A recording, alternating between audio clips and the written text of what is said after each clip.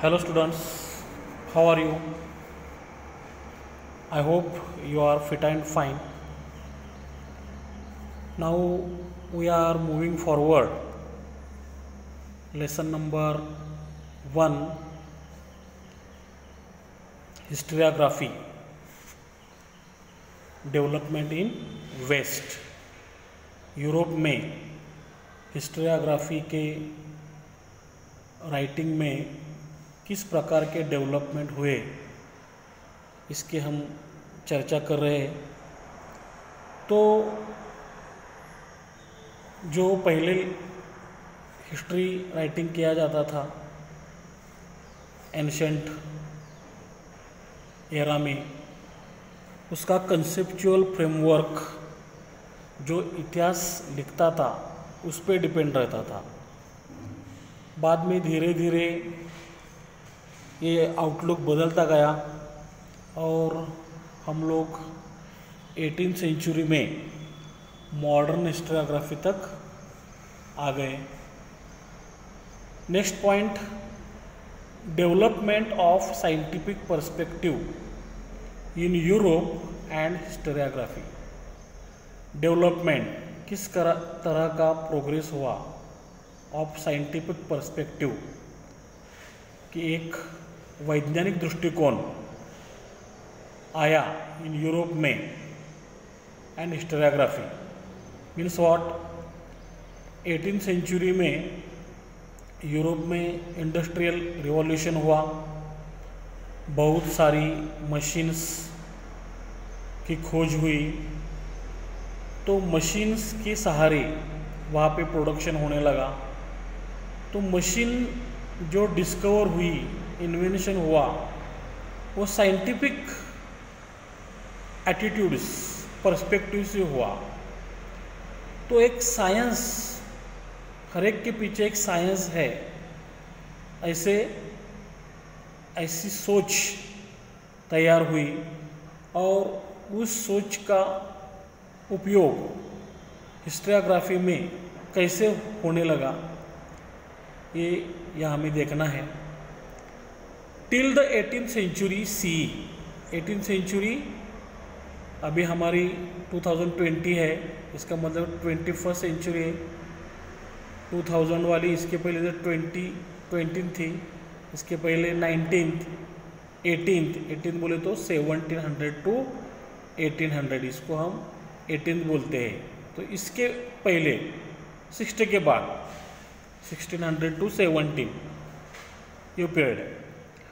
तो ये 18th century तक, 1700 तक यूरोप हैड अचीव्ड, यूरोप ने क्या किया था, अचीव्ड अ रिमार्केबल प्रोग्रेस। एक रिमार्केबल ऐसा जो इग्नोर नहीं कर सकते हम, जिसकी तरफ सबका ध्यान जाता है, ऐसा एक रिमार्केबल प्रोग्रेस डेवलपमेंट हुआ। कहाँ पे? In the fields of philosophy, philosophy तत्वज्ञान, जो इसका स्टडी क्या करते हैं कि ह्यूमन लिविंग्स कैसी होनी चाहिए, अगर हम इस थॉट से जिएंगे तो हमारा जीना बेहतर हो सकता है। बड़े बुजुर्ग हमारे घर में हमेशा बताते रहते हैं कि भाई ऐसा करोगे तो वैसा होगा, वैसा करोगे तो ऐसा होगा, ये मत करो, वो मत करो। तो ये जो हमको अच्छा बुरा का ज्ञान दिया जाता है सिंपल वर्ड में, तो उसे हम फिलॉसफी, तो ये फिलॉसफी का डेवलपमेंट 18th सेंचुरी में होने लगा है। एंड साइंस, अभी मैंने जिक्र किया साइंस के बारे में, जितने भी मशीन्स वगैरह खोज हुई वो साइंस के वजह से हुई थी। स्कॉलर्स और इंटेलेक्चुअल जो थे, बुद्धिजीवी जो थे, विचारवंत थे, बाय देन तब तक के, हैड कम टू बिलीव, उनका भी अब विश्वास होने लगा इन द पॉसिबिलिटी कि भाई हम पॉसिबल हो सकता है, क्या पॉसिबल हो सकता है, ऑफ स्टडी करना, अध्ययन करना, तो सोशल एंड हिस्टोरिकल ट्रूथ, जो समाज में जो हमको समाज में जो भी घटना घटती है उसका हमें हिस्टोरिकल ट्रूथ, आज तक जो भी हिस्ट्री उन्होंने पढ़ी थी वो हिस्टोरिकल ट्रूथ समझ के चल रहे थे, वो बाय अप्लाइंग साइंटिफिक मेथड, उसके पीछे भी कोई साइंस होगा, वो साइंटिफिक मेथड यूज़ करके ही उसे हम अप्लाई करना चाहिए। मतलब जहाँ तक 18th सेंचुरी तक उन्होंने जो हिस्ट्री पढ़ी थी वो सच ही मान के चल रहे थे। तो उनको ऐसा लगने लगा कि जो भी हिस्ट्री जब तब तक लिखी गई थी उसमें साइंटिफिक मेथड का यूज़ नहीं हुआ था। मतलब जो भी उनको सोर्स मिले थे हिस्टोरियंस को, उन्होंने हो सकता है उसकी जांच पड़ताल अच्छी तरह न की हो और उन्होंने वैसा ही इतिहास लिखा हो, तो उनको लगने लगा कि अभी हमको we should use scientific method. Now the philosophical discussions, अभी जो हमने फिलॉसफी के बारे में थोड़ा बहुत अभी चर्चा की है, अच्छा बुरा जो कुछ ज़िंदगी के बारे में हम सोचने लगते हैं, वो डिस्कशन जो थे focused more and more on the objectivity. वो डिस्कशंस अभी ज़्यादा से ज़्यादा ऑब्जेक्टिविटी इन हिस्ट्री में जो भी ऑब्जेक्टिविटी है, ऑब्जेक्टिविटी मतलब जो भी सच है, एंड हिस्टोरियोग्राफी, जो भी सच हमको मिलेगा पढ़ने को वही हमको लिखना चाहिए, ना कि कुछ गलत लिखना चाहिए। मतलब समझो मेरा एक फेवरेट लीडर है, कोई समझो हिस्ट्री लीडर हो सकता है अपन का कोई भी, उसके बारे में मुझे बुरा सुनना बिल्कुल अच्छा नहीं लगता।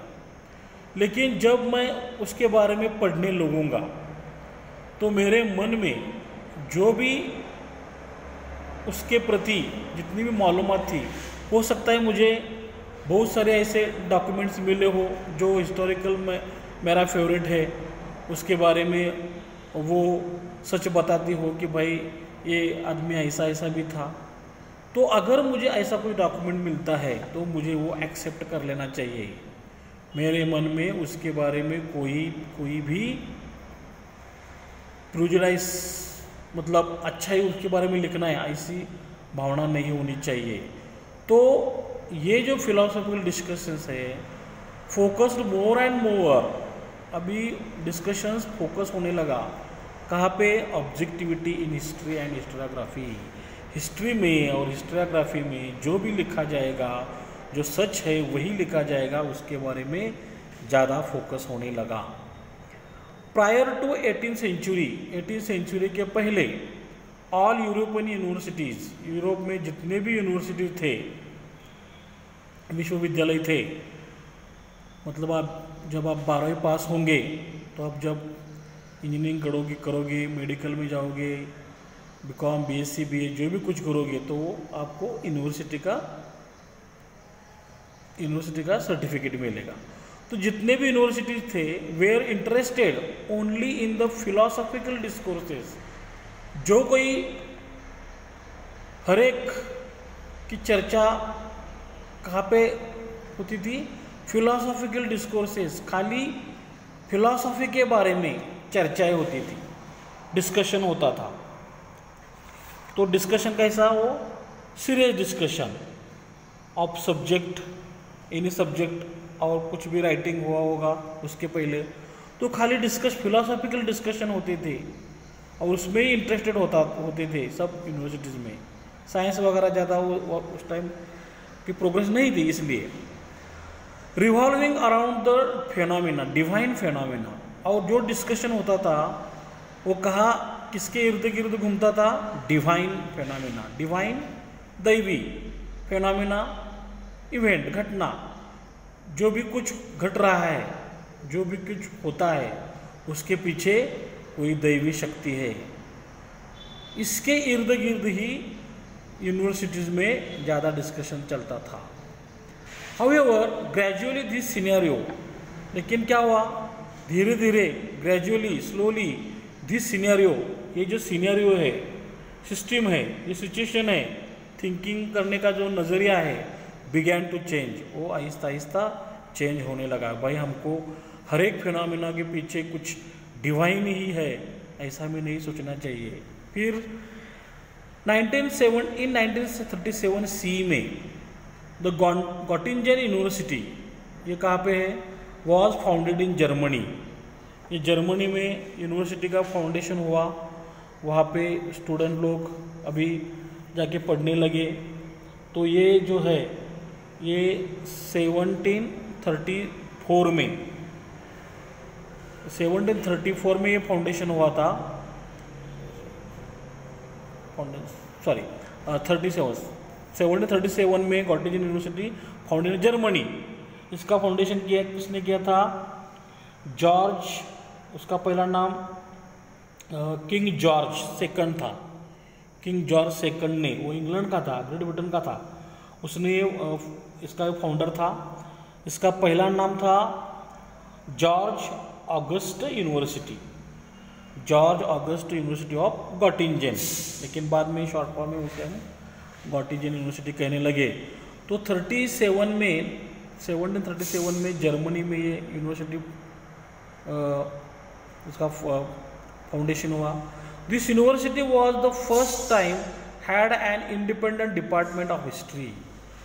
तो ये यूनिवर्सिटी में, गॉटिंजन यूनिवर्सिटी में पहली बार ऐसा हुआ an independent department of history, history का, इतिहास का एक अलग सा डिपार्टमेंट उसमें शुरू किया गया, खाली उसमें हिस्ट्री का स्टडी होता हो। इसके पहले जो यूनिवर्सिटीज़ थे उसमें सब फिलॉसफी के बारे में चर्चा होती थी, फिलॉसफी के बारे में ही नॉलेज लिया जाता था। लेकिन यहाँ पे गॉटिंजन यूनिवर्सिटी में अलग सा डिपार्टमेंट ओपन हुआ और उसमें हिस्ट्री का साइंटिफिक मेथड से स्टडी होने लगा। Later other German universities also became centres of historical studies. इसके बाद क्या हुआ, बाकी के जर्मन यूनिवर्सिटी जो थे जिसमें खाली फिलॉसफी का चर्चा होती थी, स्टडी होता था, also became centres of historical studies, उसमें भी अब हिस्टोरिकल स्टडीज़ के बारे में चर्चाएं होने लगी, स्टडीज़ होने लगी, वो भी हिस्ट्री के स्टडी के सेंटर बने। तो इस तरह बिफोर 1800 साइंटिफिक मेथड यूज़ होने लगा।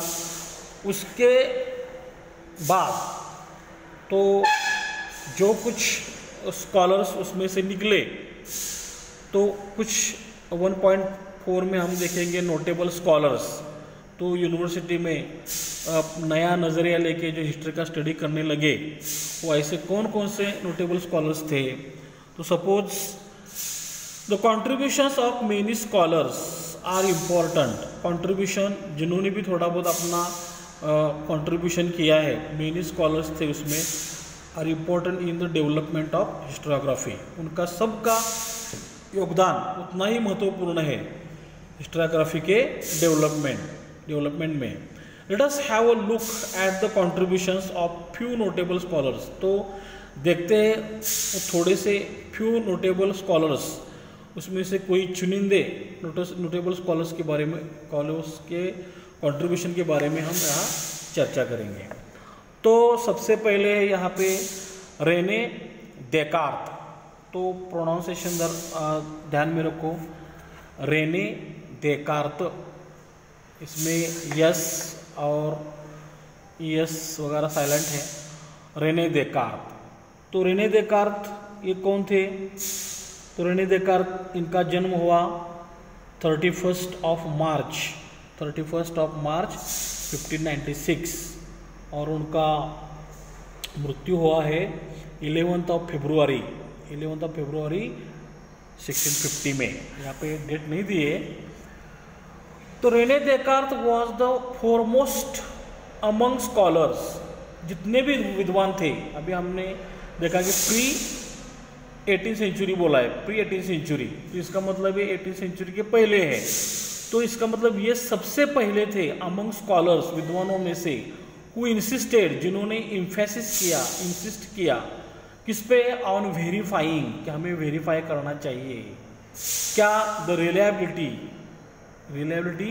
वस्तुनिष्ठता, ये सच है झूठ है, ऑफ हिस्टोरिकल डॉक्यूमेंट। अगर कोई हिस्ट्री लिख रहा है, इतिहास लेखन कर रहा है, तो उसके पास जो भी डॉक्यूमेंट्स उसको मिलते हैं उसको उसने क्या करना चाहिए, वेरीफाई करना चाहिए by critically examining them. Critically अपने बुद्धि के तौर पे, अपने अपना दिमाग उसमें इस्तेमाल करना चाहिए, तर्क लगाना चाहिए। एग्जामिनिंग देम, उसको जैसे के तैसे हमें एक्सेप्ट नहीं करना चाहिए। भाई मुझे ये जो भी हिस्ट्री लिखने के टाइम ये मुझे मटेरियल सोर्स मिला हो, रिटर्न सोर्स मिला हो, ओरल सोर्स मिला हो, वो मुझे क्रिटिकली एग्जामिन करना चाहिए। इस पे एम्फेसिस देने वाला पहला आदमी था ये रेने देकार्त। ये 18वीं सेंचुरी के पहले, इसलिए उसको फॉरमोस्ट, सबसे पहला चीफ कहा जाता है। Among the rules given by him, तो उसने जो रूल्स दिए उन रूल में से इन हिज बुक, कौन सा बुक में रूल दिए थे, discourse on the method. Discourse मतलब स्पीच या डिस्कशन, ऑन द मेथड ये उसका बुक का नाम था। ये बुक का नाम ध्यान में रखो, क्योंकि कभी कभी हमको match the identify the wrong pair करके हमें क्वेश्चन पूछा जाता है 2 मार्क्स के लिए। तो ए कॉलम में आपके अपने थिंकर्स रहेंगे और बी कॉलम में उनके बुक्स रहेंगी। तो हर एक थिंकर के आगे उसके बुक का नाम रहेगा, उसमें से एक पेयर गलत हो सकता है। समझो अभी रेने देकार्त का बुक का नाम इधर यहाँ पे है डिस्कोर्स ऑन द मेथड। अगर ये नाम न रह के दूसरा कोई नाम आया तो हमें आइडेंटिफाई करना है रॉन्ग पेयर, और सही पेयर करके लिखना है Rene Descartes discourse on the method. Okay ठीक है। तो उन्होंने जो रूल दिए उनके बुक में डिस्कोर्स ऑन द मेथड में, the following is suppose to have a great impact. तो उसमें से जो रूल दिया था, जितने भी रूल दिए थे, वो नीचे दिया हुआ रूल जो है उसका ज़्यादा प्रभाव पड़ा, इम्पैक्ट पड़ा on the scientific methods of research पे। कौन सा रूल था उनका, नेवर टू एक्सेप्ट, कभी भी स्वीकार न करना, एनीथिंग, कुछ भी, फॉर ट्रू, सच है करके, टिल, कब तक, ऑल ग्राउंड्स ऑफ डाउट, जब तक तुम्हारे मन में कोई भी शंका, डाउट्स, शंके गुंजाइश नहीं रहेगी, आर एक्सक्लूडेड, आपके मन में से कोई भी शक जब तक न निकले तब तक वो हमें कुछ भी डॉक्यूमेंट एक्सेप्ट नहीं करना चाहिए, कुछ भी चीज़ हमें सही नहीं एक्सेप्ट करनी चाहिए। तो ये जो पहला रूल है, जो पहला बोले तो बहुत ही इम्पोर्टेंट जो रूल है, वो रेने देकार्त ने अपनी बुक में डिस्कोर्स ऑन द मेथड इसमें वो दिया था। तो अपने दूसरे नोटेबल स्कॉलर्स हैं वोल्टेयर। तो इनका जन्म हुआ है 21 नवंबर 1694 में और डेथ हुआ है 31 मई 1778 में। ओके, तो देखते हैं इनके बारे में क्या है। वोल्टेयर्स ओरिजिनल नेम, वोल्टेयर्स का ओरिजिनल नेम का था वॉज फ्रांसवा मरी अरुए। प्रोनाउंसिएशन ठीक से याद रखो, फ्रांसवा मरी अरुए। तो हमें ये फिल इन द ब्लैंक्स के लिए पूछा जा सकता है, the original name of Francois Marie Arouet was dot dot dot, तो हमें वोल्टेयर लिखना है। ही वॉज फ्रेंच, तो वो फ्रेंच थे। इसके पहले हमने देखा वो कौन थे, रेने देकार्त। रेने देकार्त का नेशनल नहीं दिया है, ओके ठीक है। तो ये फ्रेंच थे। ही ओपाइनड दैट, तो रेने देकार्त भी फ्रेंच ही थे, इसमें दिया नहीं है लेकिन वो फ्रेंच थे। ओके, तो ये भी फ्रेंच थे।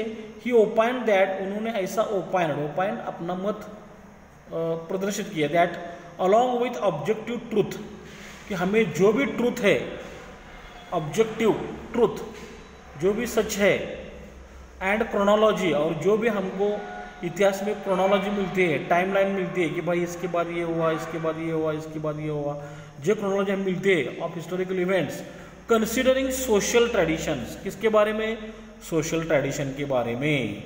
वहाँ सोशल सामाजिक परंपरा क्या थी, ट्रेड, वहाँ पे जो पीरियड पे हम रिसर्च कर रहे हैं, स्टडी कर रहे हैं, वहाँ का ट्रेड कैसा था, व्यापार कैसा था, इकोनॉमी वहाँ की अर्थव्यवस्था कैसी थी, एग्रीकल्चर, वहाँ की खेती बाड़ी कैसी चल रही थी, इट्सेट्रा। ये चीज़ें भी was also equally important in historiography.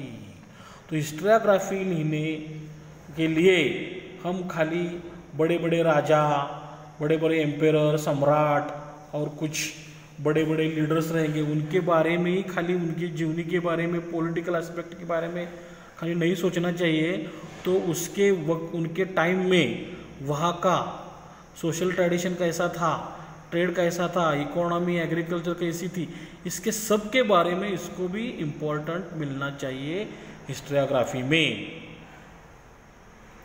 It gave rise to the thought, और इसकी वजह से एक थॉट, विचार को एक चालना मिल गई, राइज मिल गया, that understanding all aspects of human life, कि भाई हमको ह्यूमन लाइफ के सब एस्पेक्ट के बारे में, ह्यूमन लाइफ के इर्द गिर्द जितने भी जो एलिमेंट्स है उसके बारे में इज इम्पॉर्टेंट, वो सब एस्पेक्ट इम्पॉर्टेंट है फॉर हिस्ट्री राइटिंग। ना खाली हमको ये राजा ने वो ये वॉर किया, उस राजा ने वो इस युद्ध में उसको हराया, वो जीता, उसके बारे में खाली नहीं सोचना चाहिए। तो हमको ह्यूमन लाइफ के social tradition, trade, economy, agriculture, इसके बारे में भी उतना ही इम्पोर्टेंस देना है। दस इस तरह इट इज सेड दैट, एक कहते हैं कि Voltaire was the founder of modern historiography.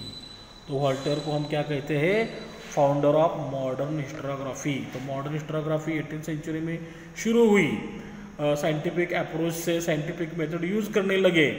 तो वॉल्टेयर कहने लगा कि भाई हमें राजा रजवाड़ों के बारे में लिखना है ही, लेकिन उस जमाने में कौन कौन से अदर एस्पेक्ट थे उसको भी हमको हिस्टोरियोग्राफी में इंक्लूड करना चाहिए। इसलिए वॉल्टेयर को the founder of modern historiography कहा जाता है। तो समझो हमें पूछा जा सकता है dot dot was the founder of modern historiography, तो नाम है वॉल्टेयर।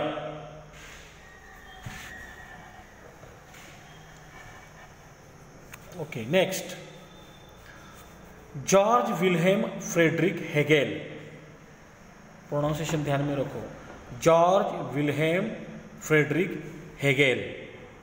ओके, तो हेगेल, इनका जन्म हुआ है, इनका डेट 27 अगस्त 1770 एंड इनका डेथ हुआ है 14 नवंबर 1831।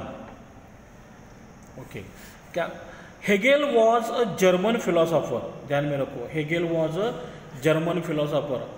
पहले हमने दो लिए, वॉल्टेयर और रेने देकार्त, वो दोनों फ्रेंच थे, तो ये थे German philosopher. He insisted that, उन्होंने इंसिस्ट किया, एम्फेसिस किया, स्ट्रेस किया है, द हिस्टोरिकल रियलिटी, जो भी हम हिस्टोरिकल रियलिटी लिखेंगे should be presented in a logical manner. वही अगर कोई हिस्ट्री लिखता है तो लिखने के पहले हमें उसके लॉजिकल मैनर की तरह सोचना चाहिए कि मैं जो लिख रहा हूँ कि भाई ये गलत तो नहीं है, लोग गलत तो नहीं मानेंगे, अगर प्रूफ पूछेंगे तो मुझे कुछ ना कुछ देना पड़ेगा। तो लॉजिकल मैनर से वो हिस्ट्री हमको प्रेजेंट करनी चाहिए। To him the timeline of historical event was indicative of progress. तो उनके अनुसार टाइमलाइन जो थी, हिस्टोरिकल टाइमलाइन रहती है, तो समझो हम आगे आगे बढ़ते जाते हैं, ये साल में ये हुआ, ये साल में ये हुआ, ये साल में ये हुआ। जो टाइमलाइन है ऑफ हिस्टोरिकल इवेंट, ऐतिहासिक घटना घटती है, ये क्या होती है, इंडिकेटिव ऑफ प्रोग्रेस। वो प्रोग्रेस कैसे होता गया, कोई भी चीज़ में कैसे डेवलपमेंट होता गया, इसकी वो इंडिकेटिव है, निदर्शक है। ही ऑल्सो थॉट दैट, उनको ऐसा भी लगता था, द प्रेजेंटेशन ऑफ हिस्ट्री का जो प्रेजेंटेशन है is bound to change over time. जो भी प्रेजेंटेशन किया हुआ है तो वो bound to change over time, जैसे वक्त बीतता जाएगा वो चेंज होता जाएगा, और वो new evidence would come fourth, जैसे जैसे नया एविडेंस आएगा, कोई नया हिस्टोरियन नया एविडेंस बताएगा, तैसे तैसे वो हिस्ट्री बदल दी जाएगी। विथ इसका मतलब कुछ भी परमानेंट नहीं है हिस्ट्री में। आज भी हम लोग अभी जो हम पढ़ रहे हैं वो भी परमानेंट नहीं है जब तक कोई नया प्रूफ नहीं लाता है। तो विथ हेगेल्स फिलोसॉफी, हेगेल के तत्वज्ञान के अनुसार, विचारों के अनुसार, मेनी स्कॉलर्स वेयर कन्विंस्ड, बहुत सारे जो विद्वान थे उन्हें वो कन्विंस हो गए थे दैट हिस्टोरिकल मेथड्स जो है, हिस्टोरिकल मेथड जो है were not of lesser quality, वो लेसर क्वालिटी नहीं है उनकी मेथड्स की, हिस्टोरिकल मेथड्स की, though they differed from scientific methods. Okay, scientific methods के बारे में हमने बहुत सारा अभी डिस्कशन किया हुआ है पहले पार्ट में कि हम जो एम्पेरिकल मेथड है साइंस में, फिजिक्स, केमिस्ट्री, बायोलॉजी, इसको हम क्या करते हैं, थ्योरी में पढ़ते हैं क्लास में, और बाद में हम जाके लैबोरेटरी में वो चेक करते हैं, वेरीफाई करते हैं वो लॉ। तो जो साइंटिफिक मेथड है तो उससे हम प्रूफ कर सकते हैं, लेकिन हिस्टोरिकल मेथड जो है वो भी साइंटिफिक मेथड से कम नहीं है। कार्बन 14 आपने सुना होगा, कार्बन 14 के द्वारा हम किसी भी चीज़ का हम आयुर्मान निकाल सकते हैं कि भाई वो कितना पुराना है, हमको समझ सकता है। तो हिस्ट्री लिखने की जो मेथड है वो हमें अभी साइंटिफिक मेथड से कम नहीं आंकनी चाहिए। The collection of the lectures and articles, उन्होंने जो भी लेक्चर्स दिए, जहाँ भी उन्हें बुलाया होगा वहाँ पे उन्होंने जाके लेक्चर दिया होगा, तो जो लेक्चर का कलेक्शन जो है, आर्टिकल जितने भी उस टाइम मैगजीन में उन्होंने आर्टिकल लिखे होंगे उसका जो कलेक्शन है, इज पब्लिश्ड, वो प्रकाशित हुआ है इन बुक एंटाइटल्ड, तो बुक का नाम है एनसाइक्लोपीडिया ऑफ फिलोसॉफिकल साइंसेस। नाम ध्यान में रखो, encyclopedia of Philosophical sciences. 4 word है और राइटर का नाम भी 4 वर्ड का है, George William Friedrich Hegel, Encyclopaedia of Philosophical Sciences. ये जो बुक था, ये बुक में उन्होंने जितने भी लेक्चर्स दिए हिस्ट्री के बारे में, आर्टिकल लिखे, उनका कलेक्शन है। और एक उनका बुक है, his book Reason in History, history में जो हिस्ट्री रीजन इन हिस्ट्री, ये इनका एक बुक है, इज वेल नोन, वो भी उतना ही वेल नोन है, प्रसिद्ध है। तो मैंने पहले बताया कि आइडेंटिफाई द रॉन्ग पेयर, उसमें भी ये आ सकता है, तो ध्यान में रखो जॉर्ज विलियम फ्रेडरिक हेगेल ने 2 किताबें यहाँ अपनी बुक में मेंशन की है, Encyclopaedia of Philosophical Sciences and Reason in History. तो आगे एक बक्सा दिया है यहाँ पे, तो उसमें क्या बताया है, it is good to know this, ये हमें जानना अच्छा होगा। तो क्या है देखते हैं पहले। अकॉर्डिंग टू हेगेल, हेगेल के अनुसार क्या, ग्रास्पिंग द मीनिंग, ग्रास्पिंग तो समझ लेना, understanding the meaning of any event, कोई भी इवेंट का, happens in terms of 2 direct opposites. तो जो भी घटना घटती है तो उस घटना हमें समझने के लिए 2 डायरेक्ट अपोजिट्स, वो घटना घटी कैसे, तो वो हमें 2 बाजू से सोचना चाहिए, 2 बाजू से सोचना चाहिए कि वो हमें सही बाजू से भी सोचना चाहिए और गलत बाजू से भी सोचना चाहिए। इसका मतलब ये हुआ, समझ गए। जो भी घटना घटती है उसके बारे में हमें 2 बाजू से सोचना चाहिए, एक सही बाजू होगी और उसकी एक अपोजिट बाजू हो सकती है, तो दोनों बाजू से हमें सोचना चाहिए। Human mind cannot understand, human mind समझ नहीं सकता क्या, the true nature of that event, कि जो भी घटना घटी है उसका ट्रू नेचर कैसा था, कैसे घटना घटी वो, तो वो ह्यूमन माइंड नहीं समझ सकता विदाउट अंडरस्टैंडिंग द अपोजिट्स, उसके अपोजिट में क्या है। जब तक वो अपोजिट हमको समझ में नहीं आएगा तो ये इवेंट हमको अच्छी तरह समझ में नहीं आएगा। मतलब फॉर एग्जांपल ट्रू फॉल्स, समझो एखादी घटना घटी है तो उसको हम ट्रू मान के चलते हैं, तो फॉल्स क्या हो सकता है, इसका मतलब हमें फॉल्स भी मालूम होना चाहिए, है ना। समझो अभी Hegel was a French thinker, true.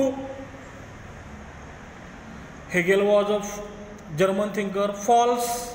इसका मतलब हेगेल जर्मन थिंकर नहीं थे, वो फ्रेंच थे। इसका मतलब हमें फॉल्स भी होना चाहिए, फॉल्स भी मालूम होना चाहिए। फॉल्स मालूम हुआ तो हमें ट्रू मालूम होगा।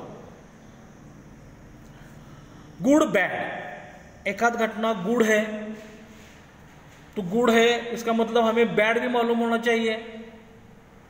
गुड क्या, हमें चोरी नहीं करनी चाहिए, ये अच्छी बात है। बैड क्या है, अगर चोरी की तो हमें सजा मिल सकती है, बैड है। तो बैड मालूम होने के बाद ही हमें गुड का मालूम होता है। तो ट्रू फॉल्स, गुड बैड, ऐसे दोनों अपोजिट्स हमें मालूम होनी चाहिए, ऐसे हेगेल कहता है।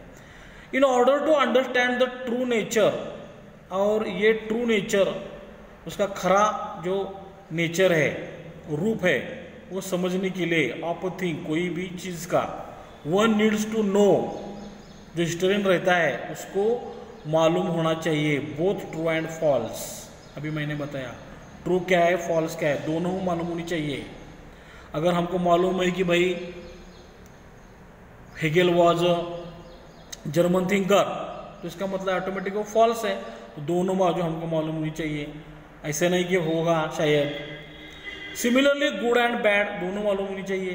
दिस मेथड ऑफ एनालिसिस, और ये जो मेथड है कौन सी, दोनों बाजू मालूम होने की, ट्रू फॉल्स मालूम होने की, गुड बैड मालूम होने की, ये जो एनालिसिस की मेथड है which is based on opposites, जो अपोजिट पे डिपेंड है कि दूसरी बाजू हमें मालूम होनी चाहिए, इज नोन एज डायलेक्टिक्स। उसको हम डायलेक्टिक्स कह सकते हैं।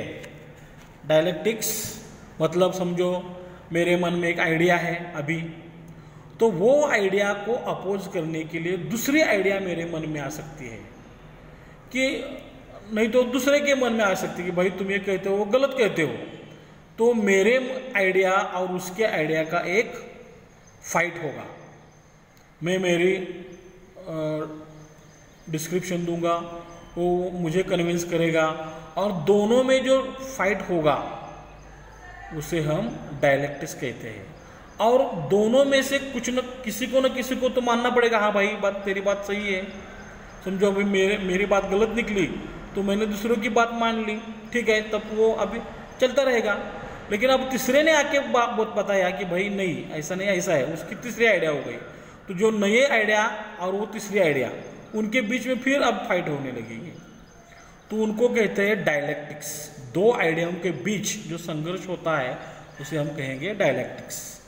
तो इन दिस मेथड, इस मेथड में अ थ्योरी इज प्रपोज्ड, एक थ्योरी प्रपोज करते हैं कि भाई ऐसा ऐसा है। एट द बिगिनिंग, शुरुआत में, विच इज कॉल्ड थेसिस, उसको हम प्रबंध थेसिस कहेंगे। इसका मतलब जो भी नया आइडिया आएगा, जो भी नए थ्योरी आएगी समझो शुरुआत में, उसे हम थेसिस कहेंगे। थेसिस सपोज अंग्रेजी में, अपने इंग्लिश में अभी आपको एक व्यू और काउंटर व्यू करके एक क्वेश्चन है, व्यू और काउंटर व्यू। तो समझो अभी व्यू क्या रहेगा, समझो व्यू रहेगा children should not be burden with homework, कि बच्चों को ज़्यादा होमवर्क बर्डन नहीं देना चाहिए। समझो ये हो गया हमारा thesis. Then another theory is proposed which is contrary to this thesis. अभी जिसने भी थीसिस ये प्रपोज किया है कि बच्चों को ज़्यादा होमवर्क नहीं देना चाहिए, तो उसको प्रपोज, ये थीसिस को अपोज करने के लिए, काउंटर करने के लिए दूसरा थीसिस कोई पुट ऑन करेगा, तो उसको कहेंगे हम इट इज कॉल्ड एंटीथेसिस, कि नहीं बच्चे लोगों को होमवर्क देना चाहिए। क्यों देना चाहिए, तो हम लिखेंगे कि भाई प्रैक्टिस मेक्स मैन परफेक्ट। अगर हम मैथ्स वगैरह कुछ सिखाएंगे और उसको कुछ सम देंगे ही नहीं प्रैक्टिस करने के लिए, तो उसको परफेक्शन कैसे आएगा। तो मतलब हमारा थीसिस था कि बच्चों को होमवर्क नहीं देना चाहिए, उनके कॉन्ट्ररी एक थीसिस आया बच्चों को होमवर्क देना चाहिए, और ये थेसिस और एंटीथेसिस में आफ्टर थोरो लॉजिकल डिस्कशन होगा, देना चाहिए कि नहीं देना चाहिए, देना कितना देना चाहिए वगैरह वगैरह। तो जिसका अभी इसमें थोरो लॉजिकल डिस्कशन होगा और both a new thesis is proposed which includes the gist of both, ये दोनों में संघर्ष चालू होगा। बच्चों को होमवर्क देना चाहिए कि नहीं देना चाहिए, देना चाहिए नहीं देना चाहिए, देना चाहिए नहीं देना चाहिए। तो दोनों बाजू से अब अपने अपने अपने व्यूज रखे जाएंगे और दोनों के डिस्कशन से जो जिस्ट निकलेगा, जो समरी निकलेगी, the thesis and the antithesis, ये दोनों के संघर्ष में से जो जिस्ट निकलेगी, this process of arriving at the new thesis is called synthesis. और जो हम नए एक थीसिस पे आके पहुंचेंगे उसको हम सिंथेसिस कहेंगे। ठीक है भाई, तो बच्चों को नहीं देना चाहिए, कोई कहता है देना चाहिए होमवर्क। तो अब हम सिंथेसिस क्या निकालेंगे, ठीक है दे दो भाई, लेकिन ज़्यादा मत दो, थोड़ा सा ही दे दो। तो ऐसा कुछ वहाँ पे निकलता है, तो इसको हम कहेंगे सिंथेसिस। ओके, तो यहाँ तक आपको अच्छी तरह से समझ में आया होगा। तो आई होप अगर ये आपको अच्छा लगा है तो लाइक कीजिए, share your friends relatives and subscribe my channel. हो सकता है आज तक हमने अभी तक जो पढ़ा वो आपके एग्ज़ाम के लिए हेल्पफुल होगा। तो best of luck for your exam. Have a nice day. Thank you.